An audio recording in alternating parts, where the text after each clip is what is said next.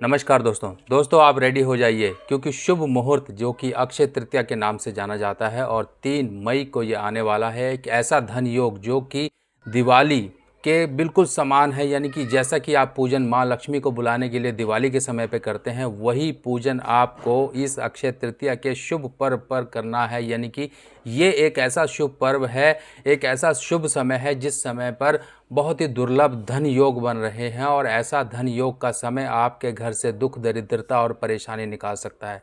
ज़रूरी नहीं कि ये सिर्फ़ और सिर्फ सुख समृद्धि लाने के लिए है, क्योंकि इस समय की इम्पोर्टेंस बहुत ज़्यादा है। अगर हम इस समय की बात करें तो इसकी पौराणिक महत्वता यानी कि बहुत ही ज़्यादा इम्पोर्टेंस है। वो ऐसी इम्पोर्टेंस है जो कि हमारे पूर्व समय से जुड़ी हुई है। त्रेता युग, सतयुग, महाभारत का लिखना, परशुराम जयंती और भगवान विष्णु के अवतार, बहुत सारी ऐसी इम्पोर्टेंट चीज़ें हैं जो कि इस समय से जुड़ी हुई हैं। और यही एक ऐसा समय है जो कि आपके कर्म को, जो भी आप कर्म करते हैं, दान जाप और जो भी कुछ करते हैं, वो कभी क्षय नहीं होता। और ये एक ऐसा मुहूर्त कहलाया जाता है, एक ऐसा ऑस्पिशियस टाइम कहलाया जाता है जिसे हम कहते हैं अबूझ मुहूर्त।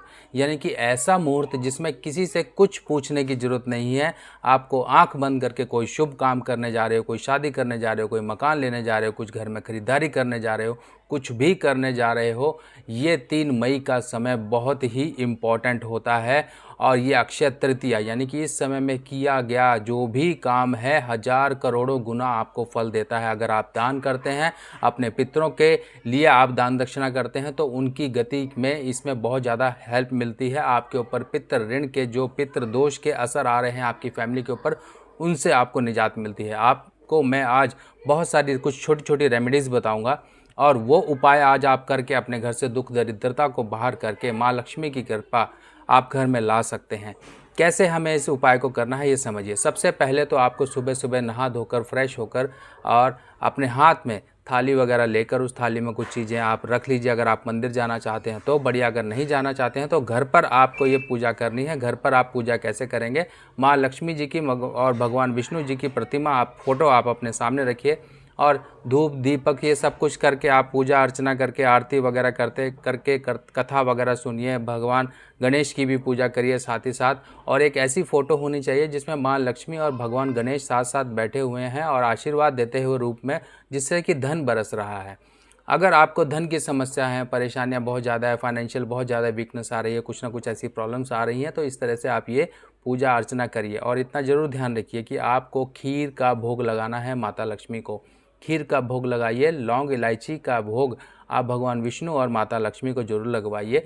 और साथ ही साथ खीर का भोग आप सबको लगाइए। जो जो आपने देवी देवताओं का आपने फ़ोटो रखा हुआ है उन सबको आप ये खीर का भोग लगाइए। उसके बाद वो प्रसाद के रूप में आप वो खीर अपने परिवारजनों में वितरित कर दीजिए। अब बात करते हैं कि और हमें क्या करना है। देखिए, अक्षय तृतीया जिसकी कुंडली में बुध खराब है, बुध संबंधी कहीं ना कहीं खराबियां आ रही हैं, उसके लिए ये समय बुध का उपाय करने का सबसे बेस्ट समय है।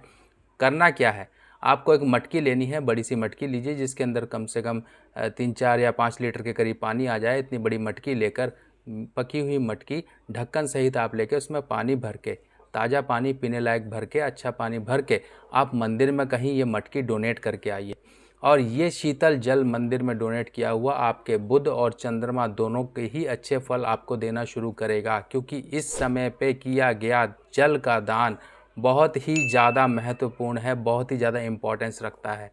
और इसके साथ साथ आप क्या कर सकते हैं जो कि आपके घर में इस समय में सुख समृद्धि आए।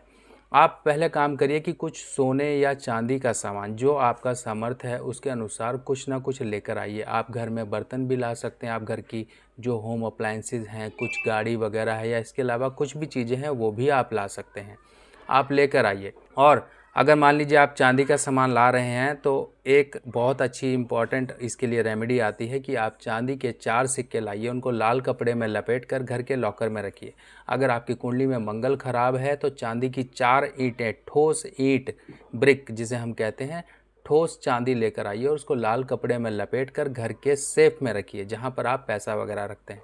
अगर आपके पास इतना सामर्थ्य नहीं है कि आप ये सोना चांदी खरीद सकें तो सिंपल सा आपको एक उपाय और बता देता हूँ। आपको मार्केट से जो चावल लेकर आने हैं, ऐसे चावल जो कि साबुत चावल हों, जिसे बासमती कहते हैं, थोड़े से चावल ले आइए। कुछ आपके खीर बनाने के काम आ जाएंगे, कुछ आपके उपाय के काम आ जाएंगे। जो उपाय के लिए चावल आपने एक मुट्ठी चावल निकाला, उसके अंदर हल्दी मिला लीजिए। हल्दी मिला के लाल कपड़े में लपेट कर इस चावल को आप पूजा स्थान पर रखिए। जब आपकी पूजा पूरी हो जाए, पूजा होने के बाद इस पोटली को उठा के अपने घर की, जहाँ पर आपकी सेफ है, जहाँ पर पैसा रखते हैं, वहाँ पर परमानेंट स्थापित रखिए, माता लक्ष्मी और भगवान विष्णु का ध्यान करते हुए कि आपके घर से दुख दरिद्रता निकले। एक तो ये छोटा सा उपाय है। चावल कुछ दिनों बाद ख़राब हो सकते हैं, चावल कुछ दिनों बाद उनमें घुन लग सकते हैं, तो तरीका यही होगा कि उन चावलों को आप कहीं पर पेड़ के नीचे डाल दीजिए और अगले वर्ष अगर पूजा करते हैं इसी तरीके से आप नए चावल स्थापित कर दीजिए। ये तरीका हो गया आपका इस तरह से। अब बाकी एक उपाय और है जो कि बहुत ही काम का उपाय होता है, जो कि उपाय कहलाया जाता है धनिया का। अब धनिया जो कि राहु से संबंध रखती है, और माँ लक्ष्मी कि आपने फ़ोटो देखी होंगी, वहाँ पर हाथी, 2 हाथी मटके से धन की वर्षा करते हुए दिखाई देते हैं, यानी कि राहु, हाथी। और जो धनिया है, धनिया के बीज जो होते हैं, कोरिएंडर सीड्स जिनको कहा जाता है, वो कोरिएंडर सीड्स राहु की वस्तु हैं। और इस समय में अगर मान लीजिए आपकी कुंडली में राहु काफ़ी ज़्यादा प्रभावित है, राहु काफ़ी ज़्यादा दिक्कतें दे रहा है, कोई बीमारियां, कोई परेशानियां, कोई कोर्ट कचहरी के झंझट इस तरह से पड़े हुए हैं, तो आप 400 ग्राम साबुत धनिया लेकर आप जल प्रवाह करके आइए, या फिर आप मंदिर में भी दान दे सकते हैं। पर इतना ध्यान रखिएगा, अगर मंदिर में दान दे रहे हैं तो वहाँ से प्रसाद के रूप में थोड़ी सी धनिया अपने घर ज़रूर लेकर आइए और उसको लाल कपड़े में लपेट कर आप अपने घर के सेफ में रखिए, जहाँ पर पैसा वगैरह रखते हैं। घर के सेफ में हमेशा कुछ ना कुछ पैसे होने चाहिए, कुछ नोटों की गड्डी वगैरह होनी चाहिए। अगर नोटों की गड्डी कम से कम की भी देखी जाए तो 10 रुपये की गड्डी तो कम से कम होनी ही चाहिए। अपने सेफ को कभी भी खाली मत रखिए। और इस समय में जो लोग पितृ ऋण से पीड़ित हैं, घर में सुख शांति नहीं है, ओवरऑल परेशानियां हैं, दिक्कतें परेशानियां, धन का नुकसान, बीमारियां, झगड़े, बेमतलब घर में क्लेश वगैरह, कुछ ना कुछ, दीवारें सीढ़न, घर में एक अजीब सी बदबू, घर में एक अजीब सी नेगेटिविटी, इन सब के उपाय हेतु आपको पितृ ऋण का उपाय करना है। पितृ दोष का जिसे हम कहते हैं, पितृ श्राप अगर कहीं पर हो, आपके पूर्वजों की गति प्रॉपर नहीं हुई हो, आपके पूर्वज कहीं पर संतुष्ट ना हो, तो परेशानियां आपके जीवन में आती हैं। उसके उपाय के लिए आपको कपड़ा और सत्तू और इसके साथ साथ आपको जौ, ये सब चीज़ें मंदिर में ज़रूर दान करनी है। कोई कपड़ा कर सकते हैं, कोई सफ़ेद वस्तु जैसे कि चावल, आटा, अनाज, ये सब चीज़ें आप मंदिर में दान करिए अपने पूर्वजों के नाम से। कोई धोती या कपड़ा, कोई कुर्ते पजामे का कपड़ा, सफ़ेद रंग का कपड़ा, ये चीज़ें आप पितरों के नाम से ज़रूर मंदिर में दान करिए। तो दोस्तों, ये समय बहुत ही इम्पॉर्टेंट है। देखिए, कुछ एक समय ऐसा आता है जीवन में और वर्ष में जिसे हम कहते हैं कि एक ऐसा पीक टाइम जिस समय पर हमें उन चीज़ों से निजात पाने का मौका मिलता है। अगर इस मौके को अपने हाथ से गंवा दें तो हमें फिर दोबारा लंबे समय तक इंतज़ार करना पड़ेगा और ऐसे ही परेशानियों से जूझना पड़ेगा। तो ये मौके को हाथ से ना जाने दीजिए। इस मौके का सही तरीके से उपयोग करके अपने जीवन से परेशानियों से मुक्ति पाने के लिए आप जतन कर लीजिए। तो दोस्तों, और इन्फॉर्मेशन के साथ, नई जानकारी के साथ नई वीडियो में फिर दोबारा मिलेंगे। तब तक के लिए अपने सुभाष भाई को आज्ञा दीजिए। नमस्कार।